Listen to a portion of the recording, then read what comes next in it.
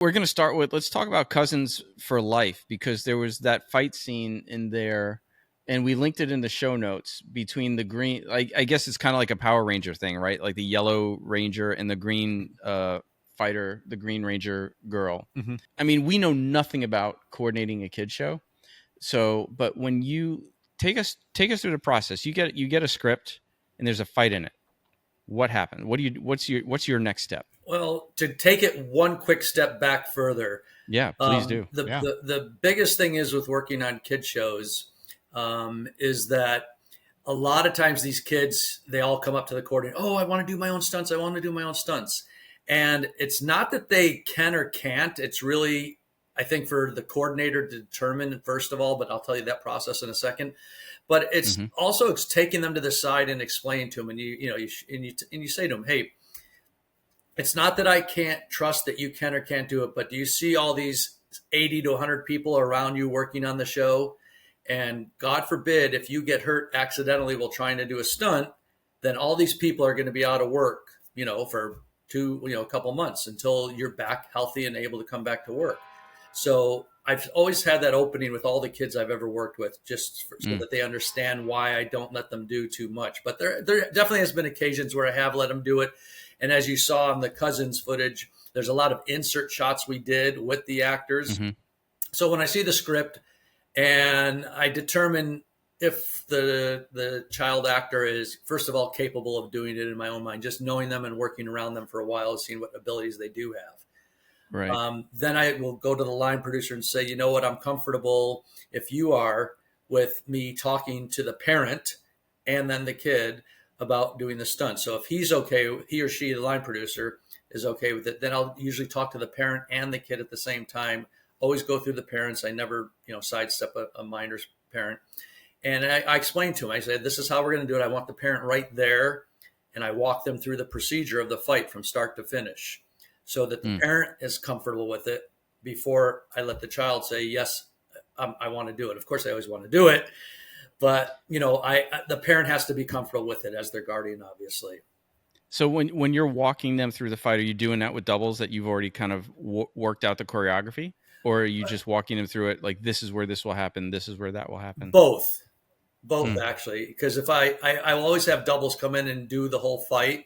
But I try to get the actor involved as soon as possible because I want them to be able to, like they act with their mouths, to be able to act with their bodies and do the stunts, as we know, as well, to sell, to sell everything, So is there anything that's just a hard no?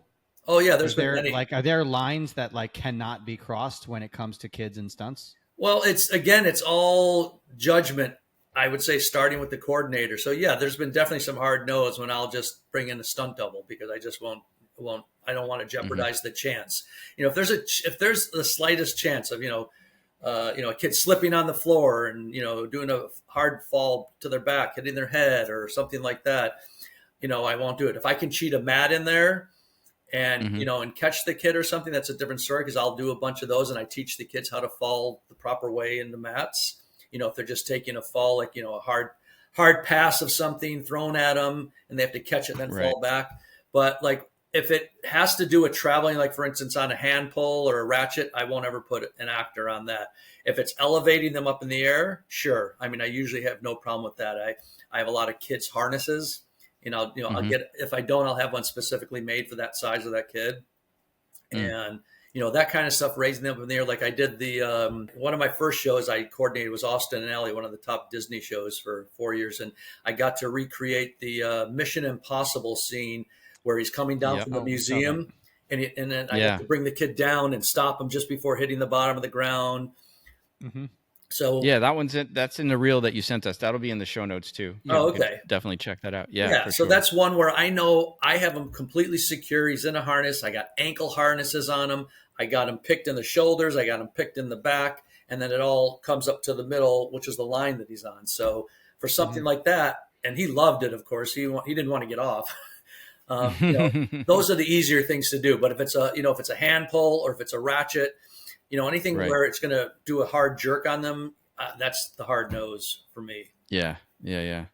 Because watching the reels, I mean, obviously we were saying before we got on, it's like I don't watch a lot of kid shows, but watching the reels and then some of the episode scenes and stuff on YouTube, it's pretty cool. Like it seems like it's all the classic stunts, The classic gags. right? It's like pulls and falls and Over the flat table, backs over the and- bar, Yeah. through tables and something going through a window. like on 3 separate episodes we saw the car crashing through the wall, you know. And that one, actually, I brought in all doubles. I mean, I probably could have put a couple of the actors in the back seat, but talking with the producer, he just said, let's get all doubles, and that's fine. But the fact that you get to crash a car through a wall on a soundstage, that hardly ever happens, you know.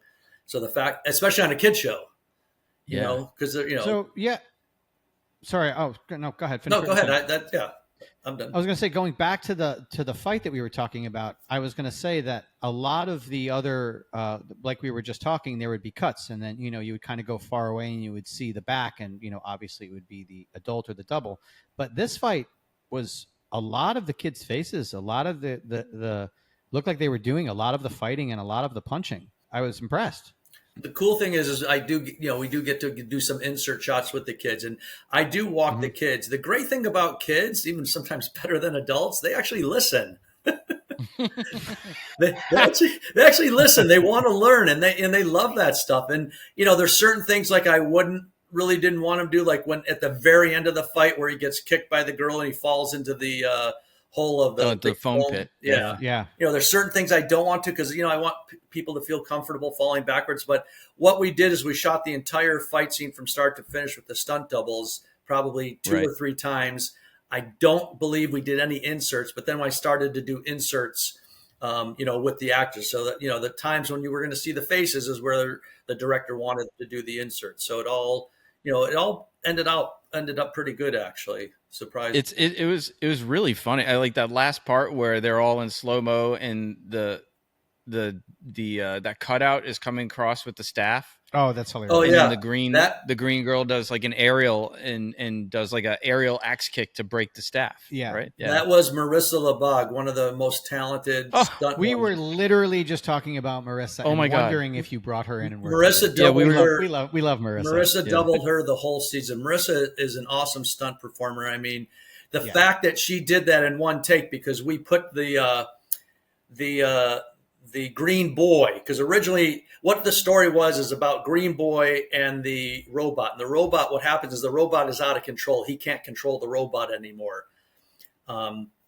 So it was originally about Green Boy. So what happens is Green Boy is flying through the air on some on whatchamacallit, on a monofilament, and she has to time it perfectly to not only do her flip, to hit the sword that he's kind of holding in his hand, the pole, and obviously land on her feet. Yeah. Of course, I had a pad down for her there, and I'm safetying her just in case.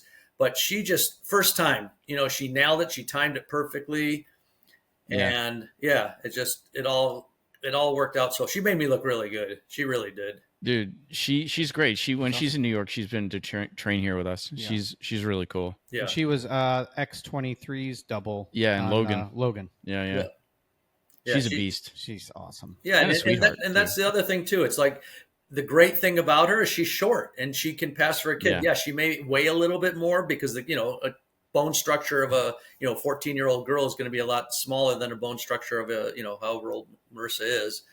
But still, at the end of the day, it's more the height you try to find it, and that's always believe it or not, as you probably know, that's usually the hardest thing to do is find the doubles for these kid actors. Because even the guy who I had doubling, the actor, he was probably 30 plus pounds heavier than the kid, right? But he's the best we can find. So there's I tried to have him in limited, or if when they were shooting him, it was more in the profile shots. But Dallas, the actor, he actually did a good job with it too. So I got to get them through, besides the insert shots, pretty much the whole fight as well.